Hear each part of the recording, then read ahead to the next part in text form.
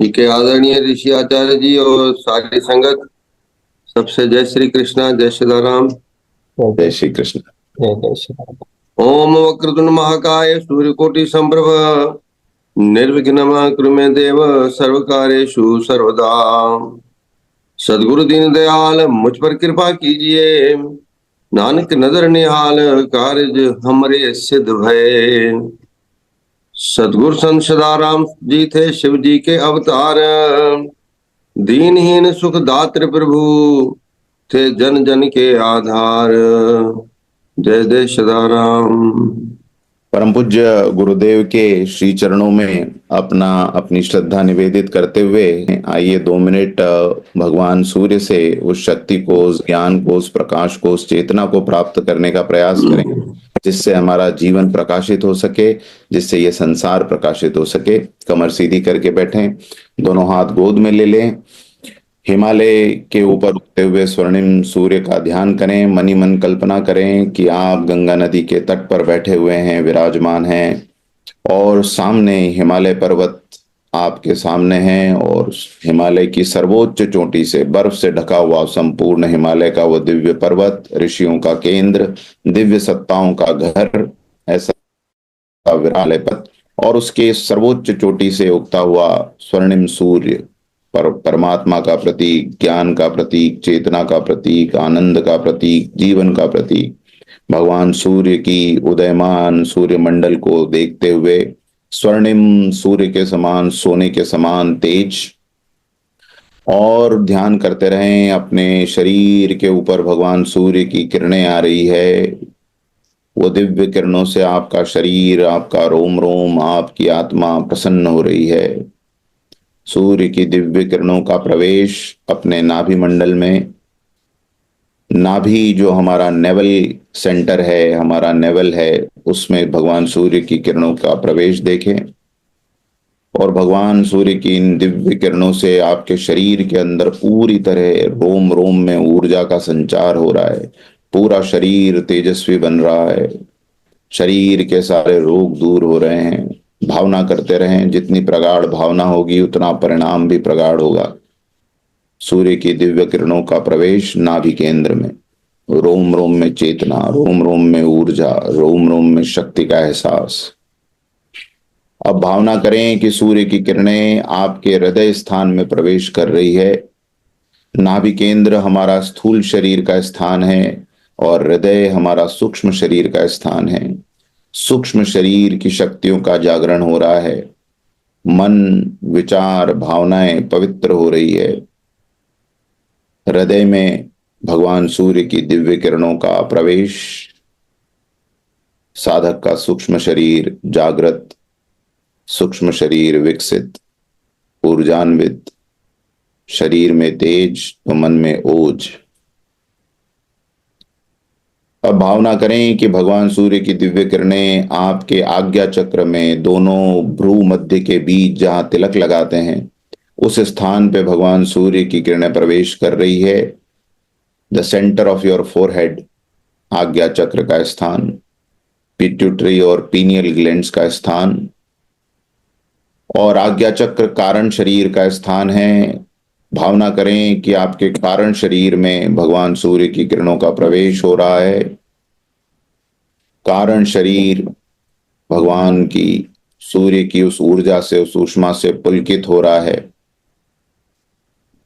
सहज बोध, आत्मबोध, तत्वबोध जागृत हो रहा है।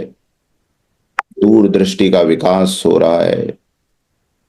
परमात्मा से स्वयं की चेतना की एकता का अनुभव हो रहा है। भक्त और भगवान की एकता, गुरु और शिष्य की एकता, परमात्मा और भक्त की एकता, साधक की एकता, इसका अनुभव आज्ञा चक्र पर होगा। भगवान सूर्य की इन दिव्य किरणों से साधक का स्थूल शरीर जागृत, साधक का सूक्ष्म शरीर जागृत, साधक का कारण शरीर जागृत, स्थूल शरीर विकसित, सूक्ष्म शरीर पुलकित, कारण शरीर जागृत। तीनों शरीरों के माध्यम से हमारी चेतना का जागरण, हमारी अंतर्दृष्टि का जागरण, हमारी भावनाओं का पवित्रीकरण। भगवान सूर्य के इस दिव्य ध्यान से हम मन ही मन उनको प्रणाम निवेदित करते हुए गायत्री मंत्र से प्रार्थना करेंगे कि हे परमपिता परमात्मा, आप हमारी बुद्धि को निर्मल करिए और उसे सन्मार्ग में प्रेरित करिए, अपनी ओर प्रेरित करिए। ओम भूर्भुवः स्वः तत्सवितुर्वरेण्यं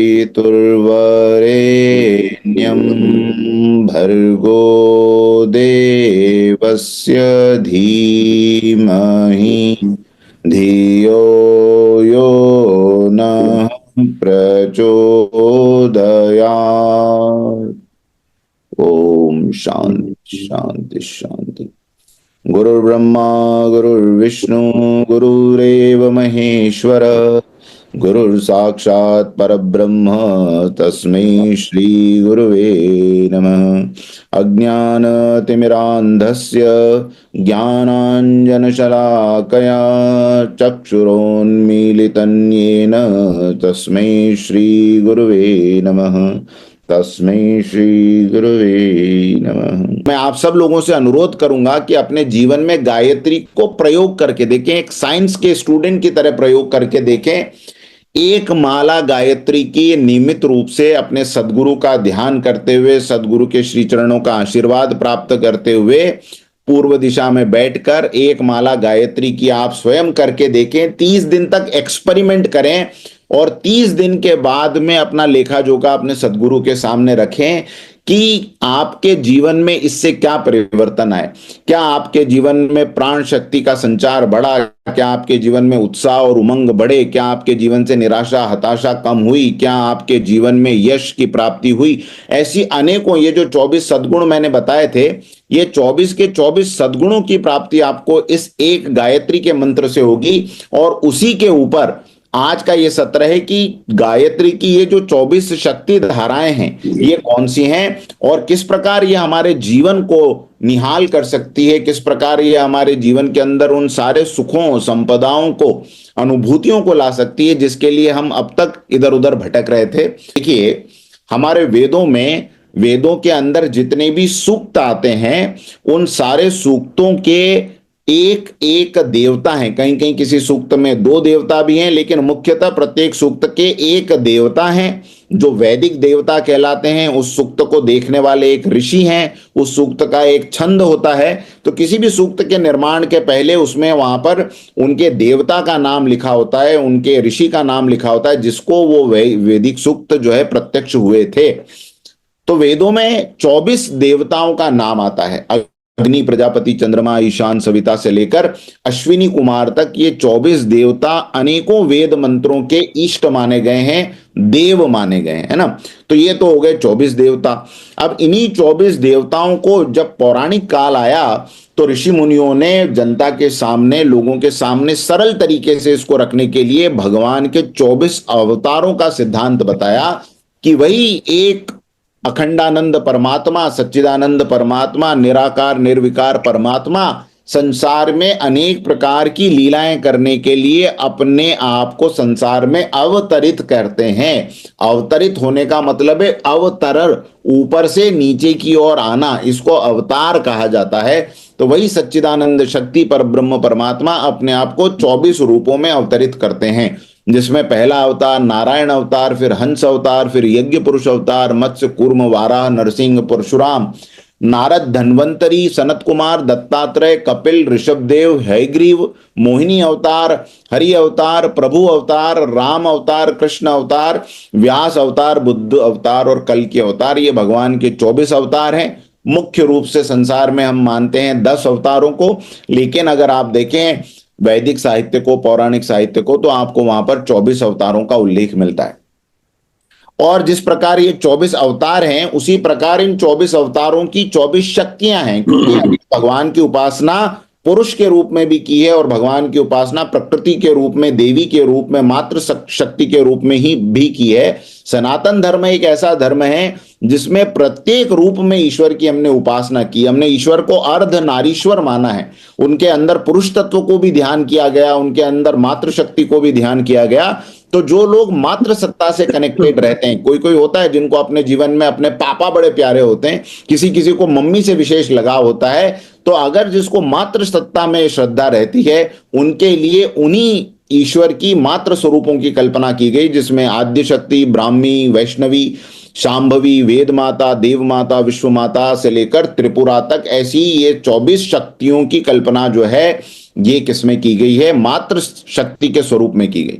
तो अब सवाल ये होता है कि हमारे को अगर इतने हमारे अवतार हैं, इतने रूपों में हमने अपने भगवान की आराधना करनी है, तो हम कैसे करें? आज के समय में तो मनुष्य इतना ज्यादा व्यस्त है कि सुबह में उठ के वो अपने माता पिता को प्रणाम भी नहीं करता।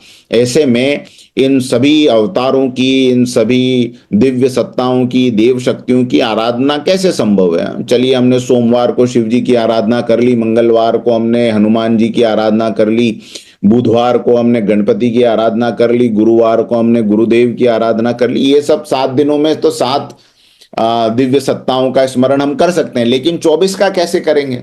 और फिर मन भी नहीं होगा कि किसको छोड़ दें, मत्स्य अवतार की कभी पूजा नहीं करें, और धन्वंतरी को छोड़ दें, और दत्तात्रेय को छोड़ दें। सभी की अपनी अपनी विशेषताएं, सभी के अपने अपने वरदान हैं। तो क्या करें फिर? किसकी पूजा करें, किसकी न करें? जब ये इस प्रकार के संभ्रम की, विभ्रम की स्थिति हमारे में उत्पन्न होती है, तो क्या हमारे ऋषि मुनियों ने इस बात पे विचार नहीं किया होगा कि आगे चल के मनुष्य के पास में ये इतना समय नहीं रहेगा कि वो 24 के 24 दिव्य शक्तियों का अलग अलग पूजन अर्चन करे? मित्रों, ये विचार उनके मन में था, और इसीलिए गायत्री मंत्र के अंदर इन 24 के 24 शक्तियों की, 24 शक्ति धाराओं की, ईश्वर की इन शक्ति धाराओं की संयोजना कर दी गई। उनको गायत्री मंत्र के प्रत्येक अक्षर से जोड़ दिया गया, और वही आज का हमारा विषय है, जिसमें विश्वामित्र तंत्र के अंदर, ये जहां से हम रेफरेंसेस लेके पढ़ाई कर रहे हैं, ये भी समझना जरूरी है कि ये मन मत है या ये शास्त्र मत है। तो ये शास्त्र मत है, इसको हमें समझना है। विश्वामित्र तंत्र के अंदर गायत्री के, भगवान सूर्य की इन 24 शक्ति धाराओं का विशेष उल्लेख आता है। ये यहां से आप देखना शुरू करें, आद्य शक्ति से, आद्य शक्ति से लेकर ब्राह्मी, वैष्णवी, शांभवी से लेकर सिद्धि तक ये गायत्री की 12 शक्तियां हैं, और फिर सावित्री से लेकर त्रिपुरा तक ये 24 शक्तियां हैं। जीवन में जो समय को बांटा गया है, काल चक्र को भी बांटा गया है, वो 24 घंटों में बांटा गया है ना? और जितनी भी ऋतुओं को माना गया है, संवत्सरों को माना गया है, तो उसके अंदर भी 12 मास को माना गया है। तो ये काल चक्र पूरी तरह से व्यवस्थित है। इस 12 महीने के अंदर प्रत्येक माह में 2 पक्ष पड़ते हैं, चाहे उनको एकादशी से जोड़ लें, चाहे उनको नवमी से जोड़ लें, चाहे उनको सप्तमी से जोड़ लें। ये जो 2 पक्ष आपको मिलते हैं, ये मिलके 24 होते हैं, और प्रत्येक पक्ष के हिसाब से, प्रत्येक माह के हिसाब से भगवान सूर्य अपनी अवस्थाओं को बदलते रहते हैं। भगवान सूर्य के भी 12 अवतार माने गए, द्वादशादित्य माने गए, और इसी प्रकार ये 24 शक्तियों के माध्यम से परमात्मा, पूर्ण परमात्मा इस संसार को लाभ प्रदान करता है। इसलिए क्या करना है? गायत्री के उन 24 अक्षरों के माध्यम से इन 24 देव शक्तियों की आपने पूजा करनी है। मैं हमेशा एक बात कहता हूं कि एक बहुत बड़ा पेड़ है, तो आपको उस पेड़ को सींचने के लिए आपको उसके पत्तों पर, उसके फलों पर, उसके फूलों पर पानी डालने की आवश्यकता नहीं है। पेड़ को सींचना है तो केवल उसकी जड़ में पानी डाल दो, सारे पेड़ तक अपने आप वो पानी पहुंच जाएगा, पेड़ पोषित, पल्लवित, पुष्पान्वित होता रहेगा। लेकिन अगर आपने जड़ों को छोड़ दिया और पेड़ों के केवल पत्तों पर पानी डाला, तो कुछ ही महीनों में आप देखेंगे कि वो पेड़ सूख चुका है। आप खूब सेवा करेंगे जड़ों को छोड़ के बाकी के पेड़ के अंग की, तो भी वो पेड़ ज्यादा समय तक जीवित नहीं रह पाएगा। इसी तरह हमारे ऋषि मुनियों ने ये देखा कि कैसे ये जड़ के रूप में गायत्री हम अपने सनातन समाज तक, सनातन धर्म तक पहुंचा दें। अगर वो सनातन धर्म अपनी जड़ों से जुड़ा हुआ रहेगा, गायत्री और वेद से जुड़ा हुआ रहेगा, तो अपने आप उसके जीवन में इन सारी शक्तियों का प्रवेश होता रहेगा। जब जब उसको जिस शक्ति की आवश्यकता पड़ेगी, वो प्रत्यक्ष रूप से उसकी मदद करने के लिए वहां पर प्रकट हो जाएगी।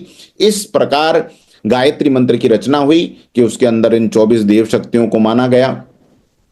अब हम एक एक करके बात करेंगे।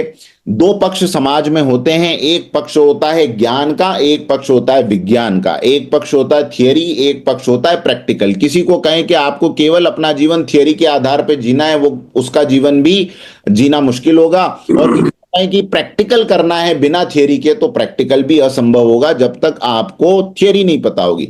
तो एक लाइन होती है हमारी टेक्निकल या प्रैक्टिकल, और एक होता है उसका बेस, उसका थियरी। इसी तरह परमात्मा की इन 24 शक्तियों को दो अलग अलग फैकल्टीज में डिवाइड कर दिया गया है, दो अलग अलग क्षेत्रों में डिवाइड किया गया। पहली शक्ति परमात्मा की जो है वो कैसी है? वैदिक शक्तियां हैं। ये वैदिक शक्तियां कौन कौन सी है? आद्य शक्ति से लेकर सिद्धि तक ये जो शक्तियां हैं ये कौन सी है? ये 12 वैदिक शक्तियां हैं परमात्मा की, जो हमें ज्ञान की तरफ आगे बढ़ाती है, जो हमारे जीवन में ज्ञान को, आत्मिक गुणों को विकसित करती है। और परमात्मा की तांत्रिकी शक्तियां, जिनको हम टेक्निकल फैकल्टीज कहते हैं, जिनको हम, अब आज के समय में तो तंत्र शब्द भी बदनाम हो गया, लेकिन तंत्र का अपने आप में जो मतलब होता था वो होता था सिस्टम। तंत्र को एज इट इज अगर आपको इंग्लिश में ट्रांसलेट करना है तो किसी भी चीज का सिस्टम। जैसे जो डॉक्टर्स हैं वो ये जानते हैं कि हमारे शरीर के अंदर अनेक प्रकार के तंत्र काम कर रहे हैं। कैसे? एक तंत्र है पाचन तंत्र, एक तंत्र है श्वसन तंत्र, इसके माध्यम से हम सांस लेते हैं। एक तंत्र है उत्सर्जन तंत्र, जिसके माध्यम से मलमूत्र इत्यादि का विसर्जन होता है, उत्सर्जन होता है। एक तंत्र है हमारा तंत्रिका तंत्र, जिसको हम कहते हैं कि हमारी नस नाड़ियों के माध्यम से जो बातें मस्तिष्क तक जाती है वो हमारा तंत्र है। एक हमारा धमनियों का तंत्र है, शिराओं का तंत्र है। इस प्रकार अनेक प्रकार के तंत्र हमारे शरीर में भी काम कर रहे हैं। तंत्र का मतलब होता है सिस्टम। तो जो हमारे जीवन में सिस्टम्स को लेकर आ पाए, अनेक प्रकार के कार्यों के लिए अनेक प्रकार के सिस्टम की रचना इस जीवन में हमको करना पड़ती है, उन सिस्टम्स को जो हमारे जीवन में लेकर आ पाए उनको कहा जाता है तांत्रिकी शक्तियां। तो भगवान की जो ये तांत्रिकी शक्तियां हैं उसमें सावित्री से लेकर त्रिपुरा तक ये तांत्रिकी शक्तियां मानी गई है। अब कोई कहे कि मुझे तो केवल नॉलेज से काम चल जाएगा, मुझे अपने सिस्टम्स को बनाना नहीं है, मुझे अपने तंत्र को व्यवस्थित नहीं करना है, तो भी बात नहीं बनेगी। कोई कहे कि केवल मैं तंत्र के ऊपर काम करूंगा, मुझे नॉलेज की जरूरत नहीं है, तो भी बात नहीं बनेगी। आज डॉक्टर पहले थियरी पढ़ते हैं, फिर प्रैक्टिकल में उन सिस्टम्स को देखते हैं, तब जाके इलाज कर पाते हैं। इसी तरह अगर हमें अपने जीवन में हर प्रकार से विकसित होना है, हर प्रकार से अपने जीवन को प्रफुल्लित करना है, उसको रिद्धि और सिद्धियों से भरना है, तो भगवान की इन दोनों प्रकार की शक्तियों से लाभ उठाना हमें आना चाहिए। और इतना सारा लाभ उठाने के लिए हमें कोई बड़ी बड़ी विशेष साधनाओं की जरूरत नहीं है, कोई बड़े बड़े तप करने की जरूरत नहीं है। आज ना हमारा शरीर इस प्रकार का है, ना हमारा आहार इस प्रकार का है, ना हमारी आयु इस प्रकार की है, ना हमारे पास में वातावरण इस प्रकार का है कि हम बड़ी बड़ी साधनाएं कर पाए। तो क्या किया गया? फिर उसके लिए इन्हीं सारी 24 की 24 शक्तियों को समाहित कर दिया गया। किसमें?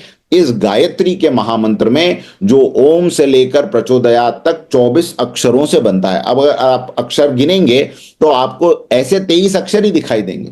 क्यों दिखाई देंगे? क्योंकि ये जो वितुर वरेण्यम है, उसको वरेण्यम जब उसकी व्याख्या की जाती है, तब उसको जब गिना जाता है तो उसको वरेण्यम कहा जाता है। अदरवाइज ये 23.5 अक्षर दिखाई देंगे। और इसमें विशेष रूप से एक बात मैं आपको बताऊं, ओम तो बीज है, भूर्भुवस्व महाव्याहत्रियां हैं, इसके ऊपर कभी विशेष चर्चा हम करेंगे। लेकिन जो मंत्र है वो शुरू होता है तत्सवितुर्वरेण्यम भर्गो देवस्य धीमहि धियो यो न प्रचोदयात्। हाँ, तो ये 3 चरण है, इसलिए इसको त्रिपदा गायत्री भी कहा जाता है। 3 पदों वाली गायत्री त्रिपदा गायत्री, क्योंकि इसके 3 चरण है और इस पूरे के पूरे छंद को गायत्री छंद कहा जाता है। और विशेष रूप से एक बात गायत्री मंत्र के बारे में जानने की है कि वेदों के अंदर बहुत से मंत्र हैं। वेदों की प्रत्येक ऋचा अपने आप में एक मंत्र ही है।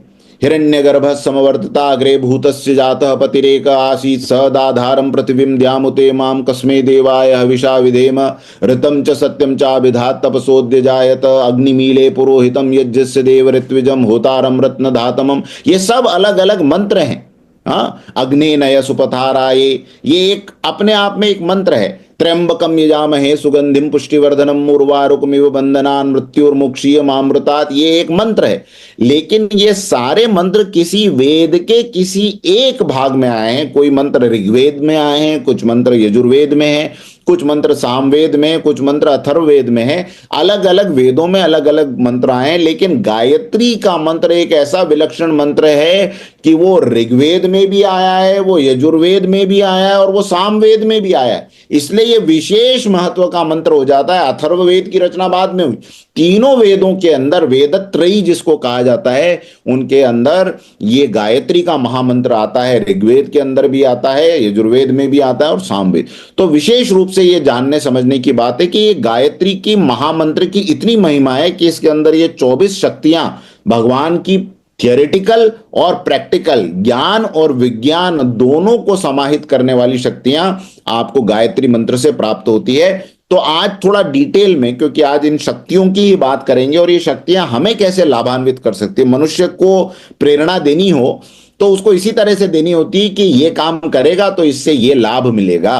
तो लाभ की बात को सामने रख के ही हम जानेंगे कि कैसे इन शक्तियों का हम उपयोग कर सकते हैं, गायत्री के कौन से अक्षर से कौन सी शक्ति जुड़ी हुई है और उसके लाभ क्या हैं। ये आज का मुख्य विषय है। सबसे पहले बात करते हैं हमारी वैदिक शक्तियों की, जिसमें पहली शक्ति आद्य शक्ति। आद्य शक्ति यानी ओम मंत्राक्षर जो है उससे जो ये शुरू होती है, उसमें परब्रह्म परमात्मा स्वयं विराजमान है। प्रणव अक्षर के मध्य ये तीनों एका, प्रणवात्मक जो मूल मंत्र है इसके अंदर परमात्मा स्वयं विद्यमान है। इसके ऋषि विश्वामित्र हैं, देवता स्वयं परब्रह्म परमात्मा है। और इससे वरदान क्या मिलता है? ओम से सबसे पहला वरदान आपको मिलता है कि परमपिता परमात्मा अपने संपूर्ण स्वरूप से आपकी रक्षा करने लग जाते हैं। जो साधक नित्य प्रति ओंकार का, प्रणव का नाद करता है, उसको थोड़े ही दिनों में फील होता है कि उसके आसपास एक रक्षा कवच बना हुआ है।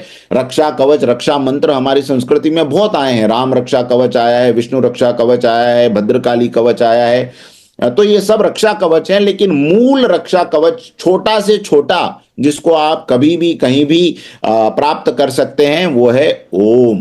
तो ये ओम जो है परमात्मा का स्वयं प्रतीक है, परब्रह्म परमात्मा का। इसलिए जो गायत्री की उपासना करता है, अब मान लीजिए आपने 108 बार गायत्री का जाप किया, तो 108 बार आपका ओम का जाप अपने आप हो गया। 108 बार आपको परमात्मा की रक्षा की प्राप्ति स्वयं हो गई। ओम के तो अनेकों अर्थ हैं, फिर भी पूरे वैदिक साहित्य के बाद भी ऋषियों ने कहा कि ओम को संपूर्ण रूप से तो कोई जान ही नहीं सकता, ना इसकी कोई व्याख्या कर सकता है। लेकिन सबसे पहला परमात्मा का रक्षा स्वरूपी अर्थ आपको प्रकट हो जाता है। यह वरदान आपको मिल जाता है किसके माध्यम से? आदि शक्ति की आराधना करने से, गायत्री की आराधना करने। दूसरा विशेष रूप से ध्यान देने वाली बात है कि परमात्मा की 3 स्वरूपों में कल्पना की गई, ब्रह्मा विष्णु और महेश। और मात्र स्वरूप में उनकी जो कल्पना की गई, उसमें जगत का सर्जन करने वाली शक्ति को क्या कहा गया मित्रों? ब्राह्मी कहा गया।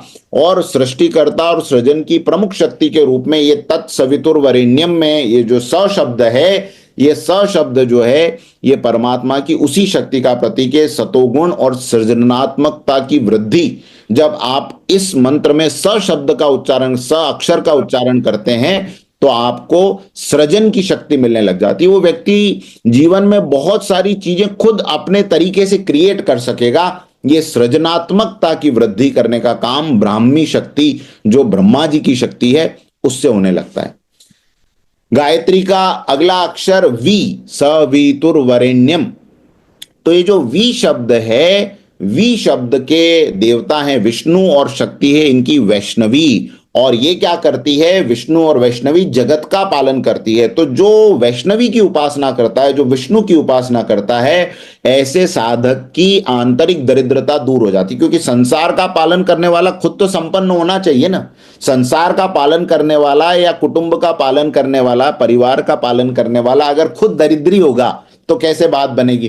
तो उस व्यक्ति के अंदर अपने आप लोगों की पालन करने की शक्ति आ जाती है। आपने देखा होगा बहुत से परिवारों में, आजकल तो मैं विशेष रूप से देख रहा हूं गुरुदेव, कि हस्बैंड्स जो हैं, जो पुरुष वर्ग है, उसमें धीरे धीरे एक प्रकार की अकर्मण्यता आ रही है। अगर हस्बैंड और वाइफ काम कर रहे हैं तो थोड़े वर्षों में मैंने ऐसे बहुत से परिवार देखे हैं जिसमें पति ने काम करना ही बंद कर दिया। घर पे लेटा हुआ है, टाइम पास कर रहा है, इधर जा रहा है उधर जा रहा है, दोस्तों में बैठा हुआ है, यार दोस्तों के साथ में गप्पे मार रहा है। पत्नी काम कर रही है, पत्नी अपने परिवार को चला रही है, पत्नी रोजगार इत्यादि कर रही है, घर की आय पूरी की पूरी मातृसत्ता पे डिपेंड हो गई है। अब उस व्यक्ति को लोग बहुत समझाते हैं, अरे तू भी कुछ काम कर लिया कर, अपनी पत्नी का साथ दे, कैसे बच्चे तेरे जो अभाव में जी रहे हैं, थोड़ा काम कर ले, पैसा कमा ले, लेकिन उसके अंदर से वो इच्छा ही नहीं होती। गलती उसकी नहीं है, और हम भी नहीं समझ पाते कि यार इसके अंदर ऐसा क्या हो गया, पहले तो काम करता था लेकिन अभी सब कुछ छोड़ दिया क्यों? उसके अंदर से ये वैष्णवी शक्ति जो है लोप हो गई। अगर ये सारे 24 इंजेक्शंस हैं, मैं जो आप लोगों को संगत दे रहा हूं, ये 24 इंजेक्शंस हैं, जिसके अंदर जिस चीज की कमी है उसके अंदर वो वाला इंजेक्शन आप लगा दो गायत्री के माध्यम से, अपने आप। जैसे बॉडी के अंदर अगर हम मल्टी विटामिन खा लें तो vitamin B, vitamin C, vitamin D सब हमारे शरीर में बढ़ने लग जाते हैं एक गोली से। वो एक मल्टीविटामिन की गोली है गायत्री का ये मंत्र। तो अगर आप किसी व्यक्ति को कहें कि ठीक है कोई काम नहीं कर रहा, कोई बात नहीं, तू एक काम करेगा, केवल एक माला गायत्री की रोज कर, आप देखेंगे थोड़े दिन में वो उठ के खड़ा हो जाएगा। वो कहेगा यार मुझे तुम्हारा पालन करना है, मैं ये काम करने के लिए पैदा हुआ हूं, मैं अपने परिवार का, अपने समाज का, अपने देश का मैं पालन करूंगा। वो शक्ति अपने अंदर, उसके अंदर विटामिन जो हैं वो जो कम हो गए थे वैष्णवी विटामिन, वो उसके अंदर बढ़ने लग जाएगा। ये जगत का पालन करने की विशेष शक्ति उसके अंदर आती है। अपने जगत का, अपने संसार का, अपने घर का, अपने कुटुंब का पालन वो करने लग जाएगा। चौथी शक्ति है गायत्री की तत्सवितुर। तो जो तू शब्द है, तू शब्द में जो देवता का वास है वो है भगवान शिव, और उनकी जो शक्ति का वास है वो शांभवी शक्ति है। और भगवान शिव या शांभवी शक्ति क्या करती है? उनके 3 नेत्र हैं। पुरानी चीजों का विनाश करके नवीन चीजों को जन्म देने की शक्ति। अज्ञान, अभाव और अशक्ति, इन तीनों को, भगवान शिव के हाथ में त्रिशूल है, शांभवी मां के हाथ में त्रिशूल है। तो 3 प्रकार के शूल, पहला शूल अज्ञान का, दूसरा शूल अभावों का, और तीसरा शूल अशक्ति का। इन तीनों को दूर करके साधक के अंदर वो शक्ति पैदा करती है कि वो अपने पुराने संस्कारों को, अपने पुराने कर्मों को दूर करता हुआ उसके अंदर एक नवीनता का जागरण होने लग जाता है। ये शांभवी शक्ति का प्रताप है। गायत्री के तू शब्द से ये शक्ति जागृत होती है। तत्सवितुर वरेण्यम का व आ गया। वह शब्द जो है वो वेद माता से संबंधित है, और इस शब्द का, इस बीज अक्षर का, इस अक्षर का जाप करने से विमल बुद्धि प्राप्त होती है। इसके देवता आदित्य हैं, स्वयं भगवान सूर्य इस व अक्षर के अंदर निवास करते हैं, और मन, बुद्धि, चित्त, अहंकार का परिशोधन होने लग जाता है। मैंने अनेक लोगों को गायत्री करने के बाद जब उनका एक्सपीरियंस पूछा, दर्शन निहाल जी तो हमारे एक दूसरे ग्रुप में भी हैं जिसमें हम ये सब चीजों के ऊपर बातचीत करते हैं, हमने जब लोगों से पूछा गायत्री का मंत्र करने के बाद 1 महीने के बाद उनका अनुभव, तो उनके अंदर जो पहला अनुभव था वो ये था कि सर मन में ना उत्साह रहने लग गया है, मन के अंदर वो जो अहंकार रहता था वो अब थोड़ा थोड़ा दूर होने लग गया है। ये क्यों हो रहा है उनको भी नहीं पता। मैंने आज आपके सामने ये साइंस रखी है कि ये व अक्षर जो गायत्री का है वो शरीर में जब बार बार आप व का जाप करते हैं तो आपके अंदर वो ऊर्जा आती है जिससे कि आपकी बुद्धि विमल होने लग जाती है। ये वेद माता स्वयं इस व अक्षर में विद्यमान। गायत्री की अगली शक्ति देव माता।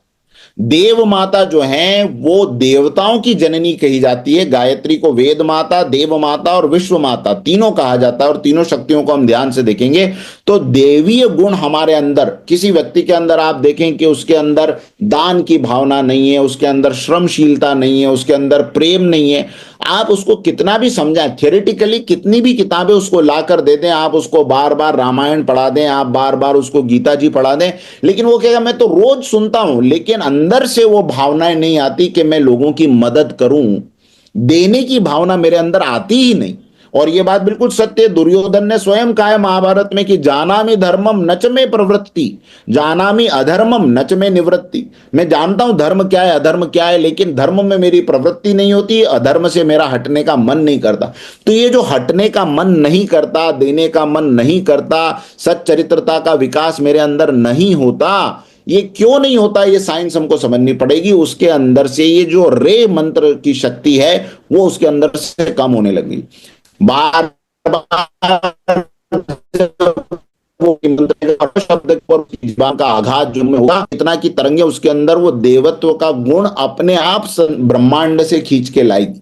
वो उसका व्यक्तित्व बदलने का, परिष्कार करने का काम इस शक्ति से होने लगेगा।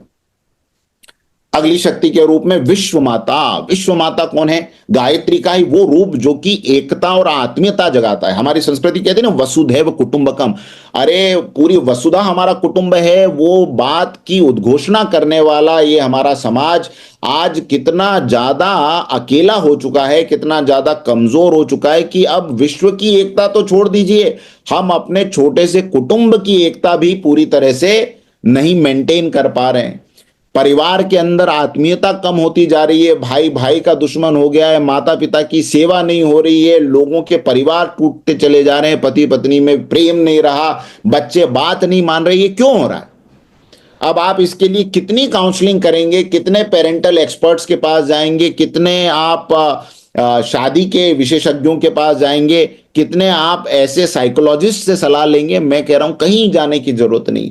आप केवल इस विश्व माता की शरण में आ जाइए, जो कि नी अक्षर के अंदर स्वयं को प्रतिष्ठित किए हुए है।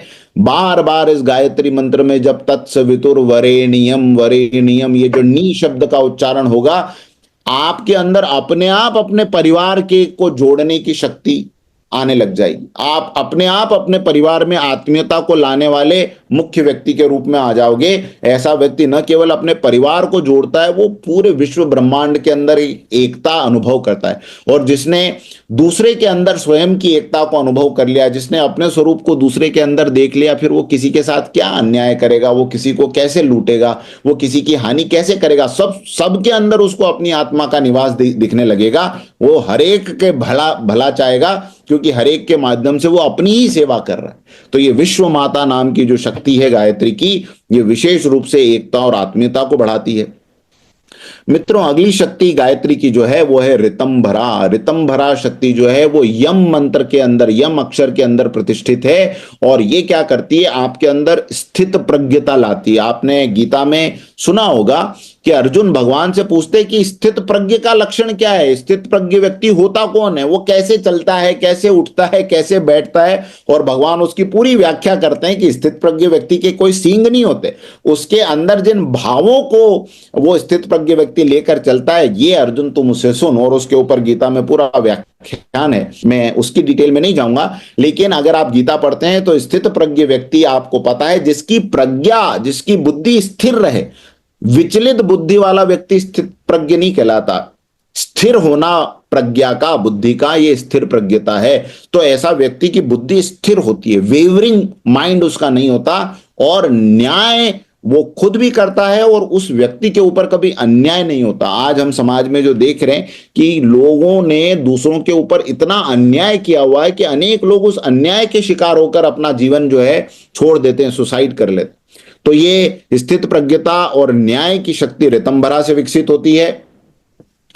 मंदाकिनी नाम की शक्ति, जिसको हम गंगा के नाम से भी पुकारते हैं, वो गायत्री के भ अक्षर के अंदर, अब भर्गो देवस्य पे हम चल रहे हैं, तो जो भ अक्षर है जिसके देवता वसु हैं, ये क्या करती है? आपके अंदर निर्मलता लाती। गायत्री का जाप करने वाला व्यक्ति बार बार जब इस भ अक्षर का उच्चारण करता है, उसका मन निर्मल होने लग जाता है, उसका पाप नाश होने लग जाता है, मन के अंदर सरलता आने लग जाती है, मन के अंदर से अहंकार खत्म हो जाता है। ये मंदाकिनी का, क्योंकि वो पवित्र स्वरूपा है, तो मंदाकिनी का प्रताप है कि पूर्व पापों का नाश करके जीवन को निर्मल बना देती है। गायत्री की अगली शक्ति है मित्रों अजपा। अजपा शक्ति क्या करती है? आलस और भय को भगाती है। ये हमारे शरीर के अंदर स्फूर्ति का संचार करती है, शांति का संचार, भय का नाश। इसके देवता मरुत है। मरुत जो है वो वायु के देवता है। मरुत गण आपने कहा, सुना होगा। भगवान हनुमान जी को भी मारुति कहा जाता है। तो मरुत शब्द जो है वो स्फूर्ति का प्रतीक है, शांति का प्रतीक है और भय का नाश करता है। ये शक्ति किसमें है? वो गौ शब्द जो र के साथ में है, भरगो का, तो वो गौ शब्द के साथ में ये शक्ति जुड़ी हुई है, अजपा नाम की शक्ति। गायत्री की 10वीं शक्ति जो है वो रिद्धि है। रिद्धि किस में जुड़ी हुई है? दे शब्द के अंदर। आपने देखा होगा गणपति की 2 पत्नियां मानी जाती है, रिद्धि और सिद्धि।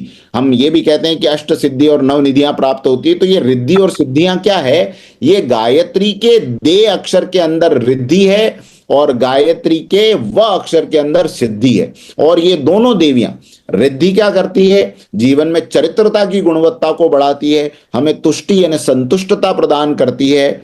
और सिद्धि क्या करती है, एकाग्रता को बढ़ाती, कुशलता को बढ़ाती है। और आपने देखा होगा बच्चों को अक्सर हम माँ बाप को ये शिकायत करते हुए देखते हैं कि मेरे मेरे बच्चे का ना फोकस नहीं होता। अरे फोकस करने के लिए, उसकी एकाग्रता को बढ़ाने के लिए आपने उसको क्या दिया है? आपने उसको किस प्रकार का विटामिन दिया है? बाहर के विटामिन से फोकस नहीं बढ़ता। बाहर के विटामिन केवल शरीर को मजबूत करते हैं, मन को मजबूत करने का काम ये गायत्री रूपी विटामिन करता है। उसको रोज प्रतिदिन 108 ये व अक्षर की गोली दे दो। गायत्री के उस मंत्र के अंदर जब जब ये व अक्षर आएगा, एकाग्रता भी बढ़ेगी, स्किल भी डेवलप होगी, क्योंकि तन्मय हो जाएगा व्यक्ति, कार्य कुशल हो जाएगा। तो ये विशेष गायत्री की जो सिद्धि नाम की शक्ति है उसका परिणाम है। गायत्री की जो 12वीं शक्ति, जो वैदिक शक्तियों में आखिरी शक्ति है, सावित्री नाम की शक्ति, इसमें स्य अक्षर, देवस्य का जो स्य अक्षर है वो स्वयं गायत्री की सावित्री शक्ति का प्रतीक है। इसके अंदर मथ देवता निवास करते हैं और ये ब्रह्म विद्या और साफल्य को देती है। अगर आप गायत्री मंत्र का जाप कर रहे हैं, आप देखेंगे जीवन में आपके काम कैसे बनने लग जाते हैं। ये जो हम कहते हैं ना कि हमारे काम नहीं बन रहे, काम हमारा रुक जाता है, गायत्री का जाप करने वाले व्यक्ति के आसपास में ये सावित्री शक्ति उसका मार्ग स्वयं प्रशस्त करती हुई चलती है। ये सावित्री शक्ति गुरु के आशीर्वाद से, सावित्री शक्ति आपके जीवन में सफलताओं को प्रदान करती चलती है। ये सावित्री का विशेष महत्व है। इसके ऋषि पुलत्स्य हैं, बीजाक्षर इसका ग्यंग है और मंत्राक्षर इसका स्य है। तो ये तो हमने विज्ञान पक्ष की बात कर ली। अब गायत्री की जो तांत्रिकी शक्तियां हैं उसकी हम बात करेंगे। पहली शक्ति है सरस्वती। सरस्वती क्या देती है? सरस्वती धी अक्षर के अंदर है, बुद्धि का जो धी है ये सरस्वती का प्रतीक है। सरस्वती शक्ति हमें उल्लास देती है, कलात्मकता देती है। उनके हाथ में आपको वीणा दिखाई देती है, सफेद पुष्प के ऊपर वो बैठी हुई हैं, उल्लास का प्रतीक है, रचनात्मकता का प्रतीक है। अगर आपको जीवन में कोई व्यक्ति मरा मरा दिखाई दे, जिसके अंदर कोई उत्साह नहीं है, उल्लास नहीं है, जीवन में कुछ करना नहीं चाहता, रचनात्मकता का अभाव है, कला का अभाव है, तो ये गायत्री मंत्र की जो धी अक्षर है ये उसके अंदर कला का प्राकट्य कर देगा। वो व्यक्ति कलाकार बन जाएगा, चाहे उसके अंदर काव्य शक्ति का प्रकटीकरण हो जाए, चाहे उसके अंदर लेखन शक्ति का, चाहे कोई कलर ड्राइंग्स इत्यादि बनाने का, वाद्य यंत्रों की तरफ जाने का, गाने का, जितनी 64 जितनी कलाएं हैं उन कलाओं में से एक एक कला का उसको ज्ञान होने लग जाता है। ये गायत्री की धी अक्षर की साधना का परिणाम। गायत्री की अगली शक्ति जो म के अंदर निवास करती है, भर्गो देवस्य धी म ही। तो ये जो म शब्द है, म अक्षर जो है, उसके अंदर सद इच्छा और संपन्नता, स्वयं साक्षात लक्ष्मी का निवास है, कुबेर का निवास है। आप प्रतिदिन अलग से लक्ष्मी जी की कहां पूजा करेंगे, कुबेर देव की कहां पूजा प्रतिदिन करेंगे? आप केवल गायत्री मंत्र को जप लें। जब जब ये म अक्षर का उच्चारण होगा, मां लक्ष्मी प्रसन्न होगी। सात्विक इच्छाओं और संसाधनों की पूर्ति करने वाली ये महाशक्ति जो है प्रत्यक्ष रूप से गायत्री में निवास करती है। गायत्री की अगली शक्ति है महाकाली। महाकाली की प्रतिमाएं हम सब ने देखी है। महाकाली जो है गायत्री के ही अक्षर के अंदर विराजमान है। और ये क्या करती है?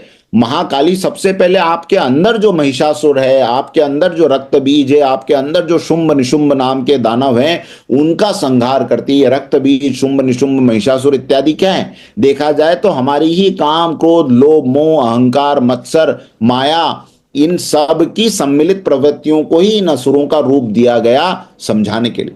तो बाहर के असुरों का विनाश तो हो, लेकिन अंदर के असुरों को कौन मारे? ये गायत्री का जो ही अक्षर है ये आपके अंदर से इन असुरों को मारता है। जो गायत्री का जाप करता है, जो गायत्री मंत्र की साधना करता है, ऐसे व्यक्ति के अंदर से अपने आप ये काम, क्रोध, लोभ, मोह, अहंकार घटने लगता है। जितनी प्रगाढ़ता से आप इसकी साधना करेंगे, उतनी प्रगाढ़ता से, उतनी तीव्रता से ये सारे कल्मश आपके अंदर से दूर होने लगेंगे। और बाहर के शत्रु, ऐसा व्यक्ति अजात शत्रु हो जाता है। अजात शत्रु का मतलब उसके जीवन में कोई शत्रु ही नहीं, चारों तरफ केवल मित्र ही मित्र हैं। वो लोग जो उससे सहानुभूति रखते हैं, उसके साथ आगे बढ़ना चाहते हैं, ऐसे मित्र उसको मिलते हैं जीवन में। यह महाकाली की शक्ति का प्रताप है।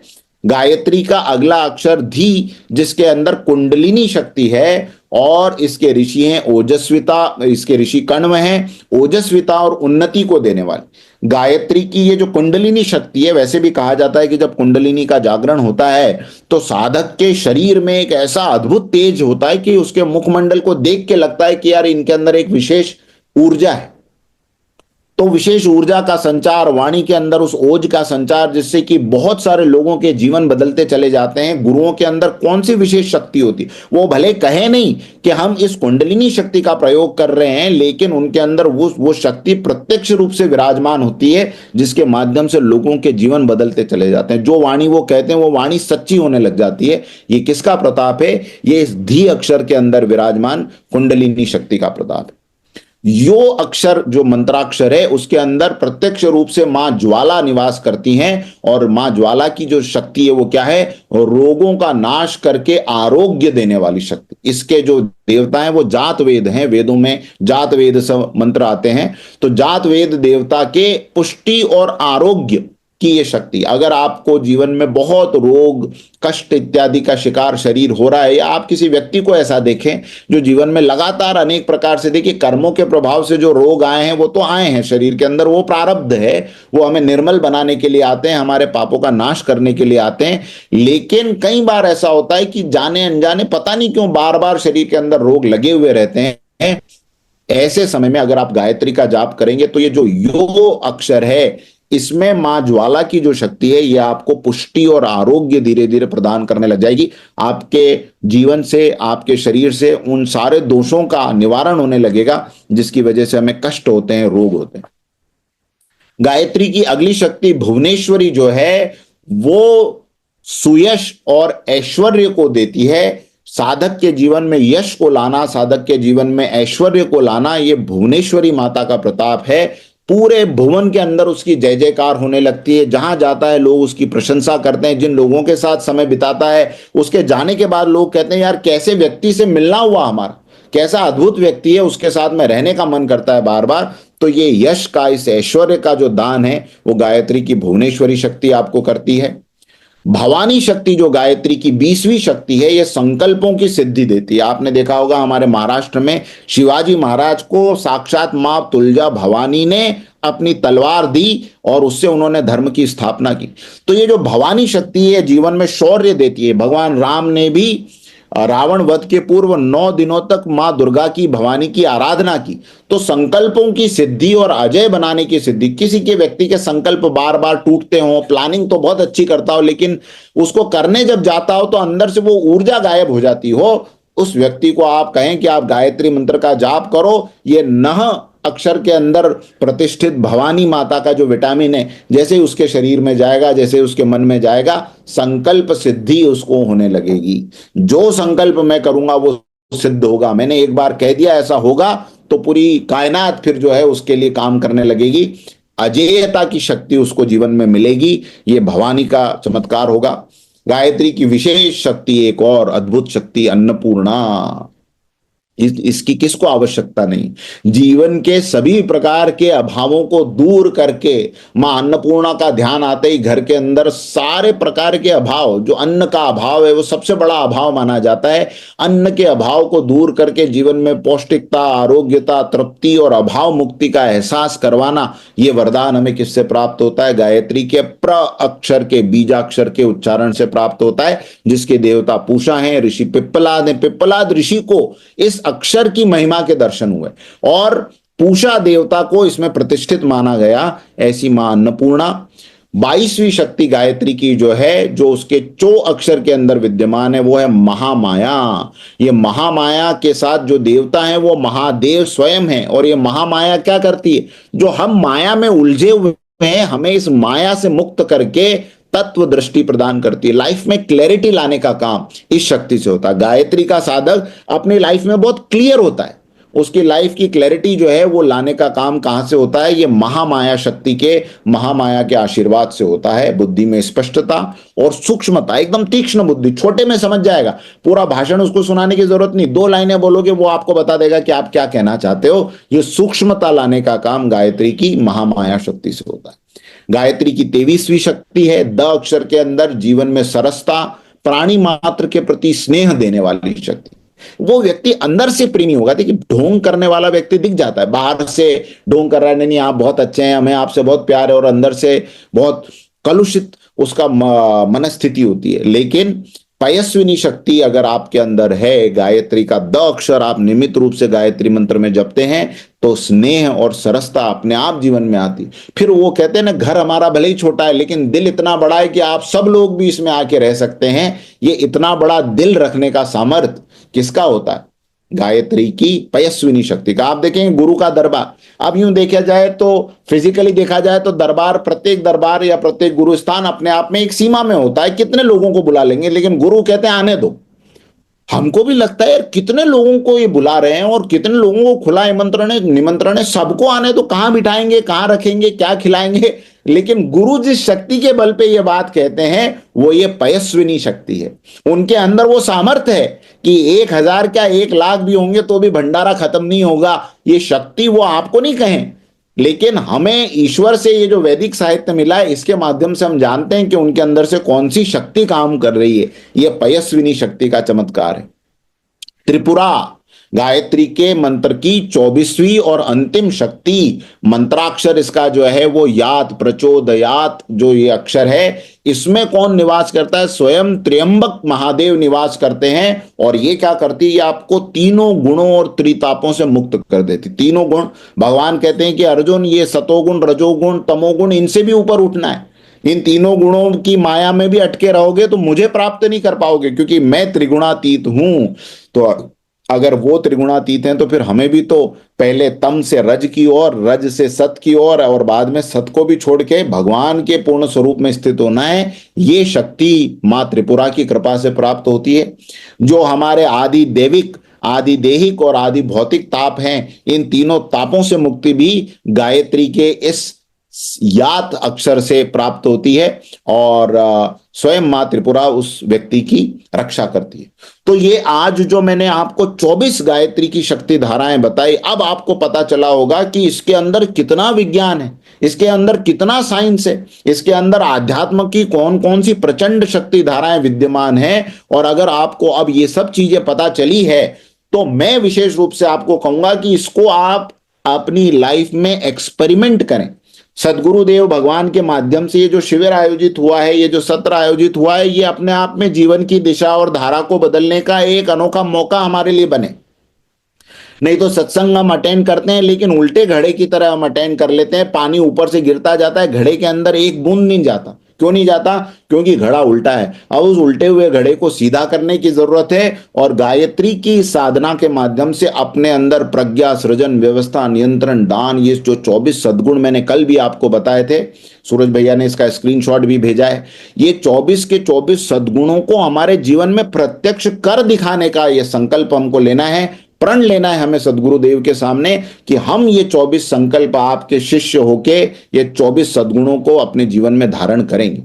विशेष रूप से कुछ बातें मैं कह दूं, हालांकि सदगुरु भगवान ने बहुत सारी बातें गायत्री के ऊपर आप लोगों को बताई है, लेकिन जो शास्त्रों में आता है मेरा दायित्व है कि कुछ चीजें उसमें विशेष रूप से उल्लेखित कर दूं। गायत्री का जप सभी लोग करें, कोई प्रतिबंध नहीं है। कल विशेष रूप से हम इस पे भी बात करेंगे कि गायत्री का अधिकार किसको है, किसको नहीं है, कैसे हमारे समाज के अंदर कुछ भ्रम की स्थितियां निर्माण हो गई गायत्री को लेकर। लेकिन आज जो विशेष रूप से जप के संबंध में अगर आप प्रयोग करना चाहें गायत्री का तो कैसे करें? सबसे अच्छा मुहूर्त जो है वो प्रातः काल का समय, जब भगवान सूर्य उदय हो रहे हैं, तब वो अपनी संपूर्ण सात्विक शक्तियों के साथ में उदय होते हैं। आप प्रातः काल गायत्री का जाप करें या शाम को जब भगवान सूर्य अस्ताचल की ओर जा रहे हैं उस समय बैठ के गायत्री का जाप करें, तो ये ब्राह्म मुहूर्त जो है वो अत्यंत श्रेष्ठ माना गया है।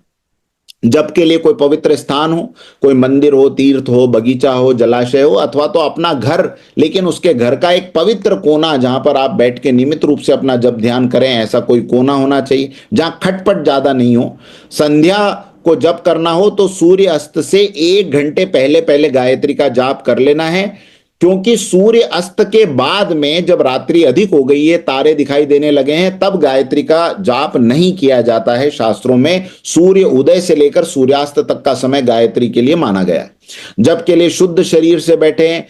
शुद्ध शरीर का मतलब हर बार नहाना पड़ेगा ऐसा जरूरी नहीं है, गीले कपड़े से पहुंच के भी काम चलाया जा सकता है, अथवा तो संध्या का जो आप षट कर्म करते हैं, षट कर्म से भी जो है आपको आपकी शुद्धि हो जाती है। जप के लिए ऐसे जमीन पे साधारण रूप से बैठ नहीं जाना चाहिए, कुछ न कुछ ऊनी कपड़ा, आसन इत्यादि बिछा लें। जूट के आसन होते हैं वो बिछा लें, या आप देखते होंगे कुशासन होते हैं आजकल, वो भी मिलते हैं, वो बिछा लें, चटाई बिछा लें, अथवा तो कंबल, मोटा ऊनी कंबल भी आप प्रयोग कर सकते हैं।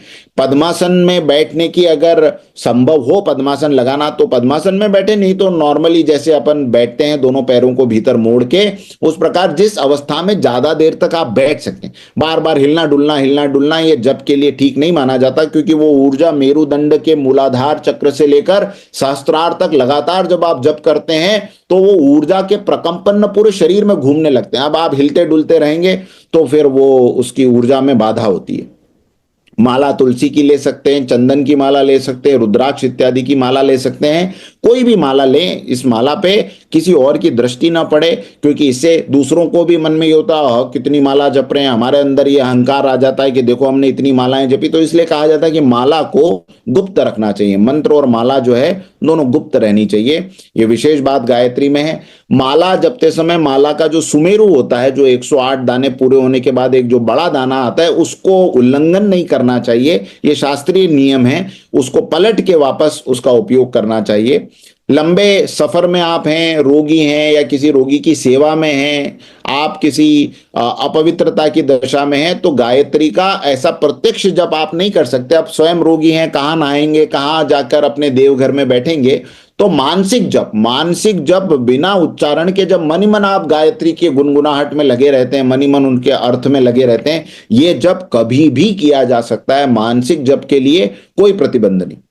अब अगर हम बैठ के जप कर रहे हैं तो जप इस प्रकार करना चाहिए कि कंठ से हल्की हल्की गायत्री की ध्वनि होती रहे, लेकिन जोर जोर से आवाज नहीं आए। जैसे ऐसा नहीं जपना ओम भूर्भुवस्सुवः तत्सवितुर्वरेण्यम, ओम भूर्भुवस्सुवः नहीं, ओम भूर्भुवस्सुवः तत्सवितुर्वरेण्यम। इसको कहा जाता है वाचिक जप है, लेकिन वाचिक में भी सूक्ष्म है। फिर धीरे धीरे आप वाचिक से उपांशु की तरफ, उपांशु से फिर धीरे धीरे कंप्लीट मानसिक जप में आप चले जाएंगे, सूक्ष्माति सूक्ष्म जप में चले जाएंगे। ये बहुत जोर जोर से गायत्री जपना नहीं चाहिए, सूक्ष्मता से गायत्री को जपना चाहिए, उसका ज्यादा असर होता है। हम बोलते जोर जोर से बोलेंगे तो ज्यादा असर होगा, नहीं।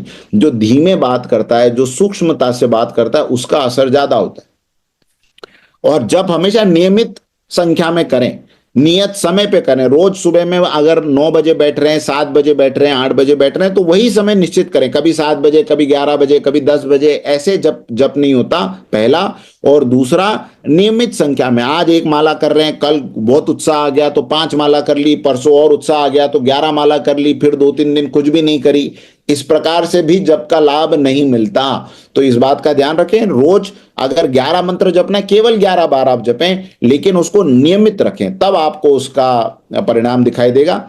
आचमन इत्यादि करके अपने गुरु का ध्यान करते हुए, गुरु से अनुमति लेकर, गायत्री गुरु के द्वारा दी जाती है। बिना गुरु के अगर गायत्री का जाप करेंगे तो गायत्री फलित नहीं होती, उसको श्राप है गायत्री को। इस पे भी कभी बात करेंगे। तो गुरु के द्वारा आशीर्वाद प्राप्त करके, मनीमन सदगुरु देव के का ध्यान करके, उनसे मनीमन आशीर्वाद प्राप्त करके गायत्री का जाप करें। गायत्री मंत्र श्रेष्ठ है, देखिए मैंने लिखा है सर्वश्रेष्ठ मंत्र है। गुरु के द्वारा दिया हुआ मंत्र ही सफल होता है। मनमानी विधि से कहीं किताब में कुछ पढ़ लिया, कहीं इंटरनेट पे कुछ सुन लिया, लगे जपने, लक्ष्मी जी का मंत्र जपने लगे, कुबेर का मंत्र जपने लगे, महामृत्युंजय जपने लगे। अरे भाई, हर मंत्र की अपनी एक फ्रीक्वेंसी है, हर मंत्र की अपनी एक सावधानी है। ये नाम नहीं है, नाम आप कभी भी जप सकते हो, किसी भी अवस्था में जप सकते हो, किसी की परमिशन की भी जरूरत नहीं है। राम राम राम राम राम राम राम राम राम राम जपते रहो, कोई परमिशन की जरूरत नहीं। लेकिन मंत्र के लिए विशेष सावधानियां बरतनी है। मंत्र वो सूक्ष्म शक्ति है जो आपके जीवन का कल्याण कर सकती है, और अविधि से जपा हुआ मंत्र अकल्याण भी कर देता है। इसलिए विशेष रूप से ध्यान रखें कि अपने गुरु से निवेदित करें, गुरु की आज्ञा मिले तो मंत्र का जाप करें। गुरु कहे नहीं अभी आपके लिए ये ठीक नहीं है, बस उनकी बात को शिरोधार्य करते हुए वो जो हमें विधि बताएं उस विधि के अनुसार कार्य करना, ये आज के समय में विशेष रूप से ध्यान देने वाली बात है। तो ये परम पवित्र गायत्री मंत्र जो सभी प्रकार की बाधाओं से रहित है, जो विशेष रूप से प्रत्येक सनातन धर्मी व्यक्ति का अधिकार है, विश्व मानव का अधिकार है, लेकिन वो तो न जपें तो सही है, क्योंकि उन तक ये बात अभी तक किसी ने पहुंचाई नहीं है। लेकिन कम से कम सनातन धर्म के व्यक्ति तो इसको जपें। सनातन धर्म के व्यक्तियों को निसंकोच अपने गुरु से इस बारे में बात करके उनसे गायत्री मंत्र प्राप्त करके इसको जपना चाहिए। और हम तो इतने सौभाग्यशाली हैं कि सदानी दरबार में गुरुदेव के माध्यम से ये मंत्र प्रत्येक बच्चे को सिखाया जाता है, बालिकाओं को सिखाया जाता है। ये एक बहुत धन्यभागी अवसर है हमारे लिए। बहुत बहुत धन्यवाद आदरणीय डॉक्टर ऋषि आचार्य जी। ठीक है, अब इसको जो कुछ आपने बताया है, अब ये सब तो रिकॉर्ड हो चुका है। इसको भक्त लोग कृपया आराम से धीरे धीरे सुने, तभी आप इन बातों को मन में बिठा पाएंगे। अति महत्वपूर्ण बातें थी जो हमें दो लाइन में कह सकते हैं कि दिव्य शक्ति दे सकती है। और जो नाम रहता है गुरुओं से, सदगुरुओं से जो ब्रह्म शब्द मिलता है उसका ध्यान होता है। ठीक है, श्लोकों को बहुत ही ऊंची आवाज से प्रेम पूर्वक, जैसे वैवाहिक संस्कारों में, जनेऊ संस्कार में इत्यादि वेद मंत्र श्लोक पढ़े जाते हैं। और मंत्रों का जाप, जैसे कि आप बोल रहे थे, उसका विधि विधान से एक स्थान पर नेम से उसी समय उसी स्थान पर ऐसा करना चाहिए। और बाकी जो गुरु का शब्द है वह तो श्वासों में मन ही मन चलता रहना चाहिए, उसके लिए कोई बंधन नहीं रहता। वह हमें बांधे रखता है, वह हमें सुरक्षा प्रदान करता है। तो इतना ही पर्याप्त है।